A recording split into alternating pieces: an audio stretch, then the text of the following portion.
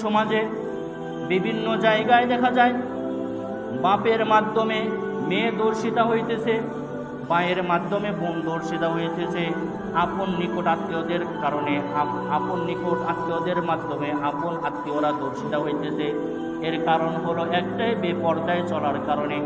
আজকে যুবক যুবতীরা তাদের জীবনকে ধ্বংস করে দিয়েছে বেপর্দায় চলার কারণে। যদি সে পর্দা মেনে চলতো, একজন নারী যখন পর্দা মেনে চলে তখন সে নারীও নিরাপদে থাকে, ওই এলাকার যুবকেরাও নিরাপদে থাকে। আমার চোখের সামনে যদি একজন বেপর্দায় নারী চলে, আমার চোখের সামনে দিয়ে যায়, বর্তমান সময়ের যে অবস্থা, এই অবস্থায় বেপর্দায় একজন নারী চোখের সামনে দিয়ে গেলে নিজেকে কন্ট্রোল করাটা অনেক কষ্টের ব্যাপার।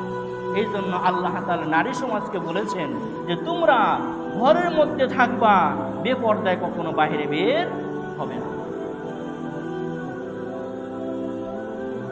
রাসূলুল্লাহ সাল্লাল্লাহু আলাইহি ওয়াসাল্লাম হাদিসের মধ্যে বললেন, ইয়াকুম ওয়াদ-দুখুলা আলান নিসা, হে সমাজের পুরুষেরা, তোমরা কখনো মহিলাদের সাথে অবাধ মেলামেশা করবে না।